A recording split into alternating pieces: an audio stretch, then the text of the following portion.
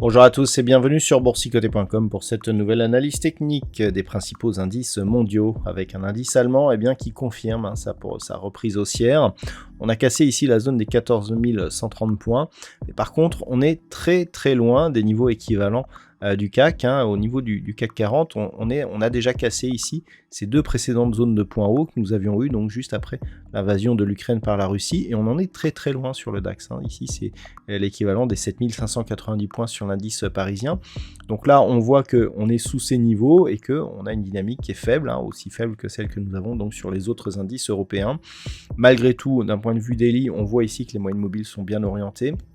On a les mêmes signaux d'affaiblissement que ce que nous avons sur le CAC 40, savoir des histogrammes ici qui descendent alors que les cours continuent à monter. Un RSI qui se stabilise ici en zone de surachat. Donc on continue à monter, mais dans un contexte assez faible. On pourrait avoir un mouvement de consolidation.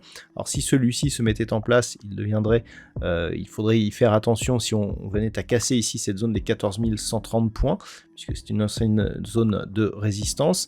Mais globalement, tant que l'on est au-dessus de cette zone, surtout que la moyenne mobile 20 exponentielle ici va converger vers cette zone, l'objectif c'est toujours ici une poursuite en direction de la zone des 14 840 points, donc équivalent à la zone majeure que nous avons sur l'indice parisien. Donc on reste haussier, on n'est pas encore sur un retournement aussi marqué que ce que nous avons sur le CAC 40, ce conféré à l'analyse technique hebdomadaire donc de l'indice CAC 40, et on voit ici que la configuration est beaucoup plus faible, donc il faudrait confirmer ici sur le DAX pour avoir un signal aussi solide que celui que nous avons sur l'indice parisien. Sur l'Eurostoxx 50, le constat est quasiment le même. La rupture ici des 3825 points, plutôt une bonne nouvelle. Par contre, on attendait ici un retour sur les 4033 points.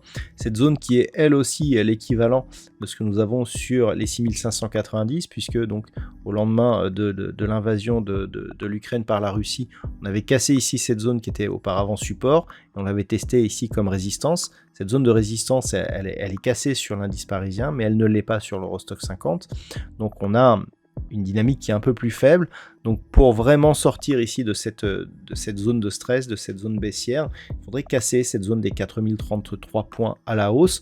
Malgré tout, on reste là aussi dans une dynamique haussière, avec les mêmes signaux d'affaiblissement que ce que nous avons sur le CAC et sur le DAX, à savoir ici, tant que les cours restent au-dessus des 3825, ça reste haussier et potentiellement dynamique, mais nous avons là aussi des histogrammes qui descendent et un RSI qui se stabilise en zone de surachat, avec très peu ici de progression. Donc cette progression, elle serait intéressante si on arrivait à casser avec force la zone des 4033 points, vu je dirais, le volume et le momentum que nous avons actuellement. Cela semble peu probable, mais en fonction des news qui seront données, pourquoi pas. Par contre, une rupture ici des 3825 points nous donnerait un premier signal de sortie potentiel de cette dynamique haussière, donc sur l'indice européen. Sur les indices américains, là aussi c'est très peu marqué. On est à peine ici sur des nouveaux plus hauts significatifs, alors que les plus hauts sont bien plus dynamiques d'un point de vue court terme sur les indices européens. Les indices américains sont un petit peu à la traîne. On a des cours qui ont du mal ici à se retourner. Si on compare avec la configuration que nous avons donc sur l'indice parisien, on voit que nous sommes toujours dans une dynamique moyen terme qui est baissière sur le S&P 500. On a eu un nouveau point bas significatif ici par rapport au précédent, et on n'a toujours pas cassé le précédent point haut significatif donc de la tendance. Donc clairement, on est toujours au milieu de cette dynamique, et la dynamique court terme, elle est relativement faible par rapport à ce que nous avons en Europe. On a ici donc des cours qui ont du mal à valider le franchissement ici des 3915. On monte d'une manière très progressive, et donc on est loin des précédents points hauts à casser pour par exemple le début avril. Alors on peut faire la comparaison, mais là où on est sur les niveaux que l'on a cassés lors du début de l'invasion de l'Ukraine par la Russie, vous voyez l'accélération elle est ici, elle est ici.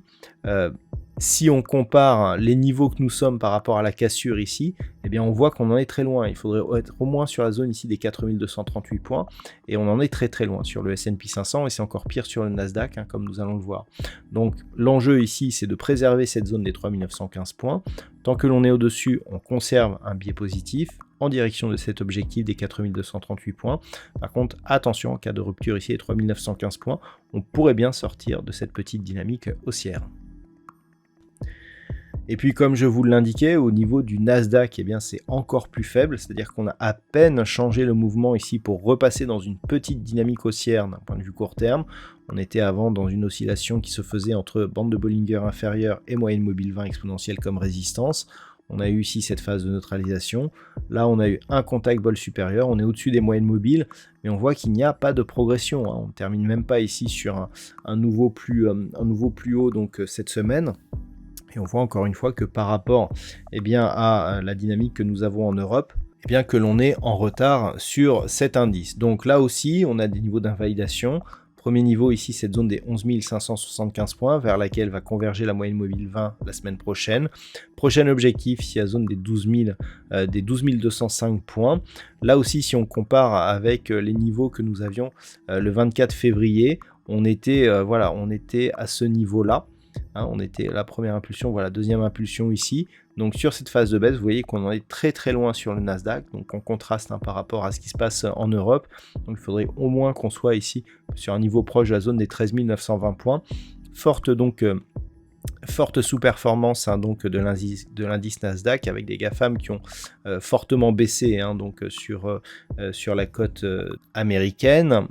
Pour l'instant, effectivement, on a du mal à se reprendre et donc niveau d'alerte 11 575 points avec un risque d'accélération si les cours revenaient ici sur ce niveau proche des 10 600 points. Et puis enfin, on termine avec le Nikkei qui est un peu plus en ligne avec ce qui se passe en Europe, avec donc une dynamique qui est là aussi haussière, avec très peu de conviction. On a eu un point haut significatif donc en fin de semaine. Donc clairement, au niveau du Nikkei, on est sur une dynamique court terme qui est haussière, mais au sein d'une tendance moyen terme qui reste neutre. Alors on a validé ici cette zone des 25 800 points comme zone de support. Après cette attaque ici qui nous avait donné lieu à un îlot de renversement, au final on se rend compte que on est resté au-dessus de celle-ci. Au niveau des plus hauts, c'est pas très très dynamique. On pensait ici après l'inscription de ce point haut que on allait pouvoir impulser un bon mouvement, mais le retour ici sur la zone des 25 800 suivi d'une dynamique relativement faible qui a du mal ici à rallier les 29 000 points, nous indique que nous sommes plus ici sur une neutralisation de la dynamique moyen terme qu'à une vraie reprise. Mais il est vrai que précédemment, donc le Nikkei avait fortement augmenté depuis la crise Covid. Donc on est ici sur des points hauts. Mais d'un point de vue court terme, même constat, une configuration ici relativement faible, on n'est même pas en zone de surachat ici sur le RSI.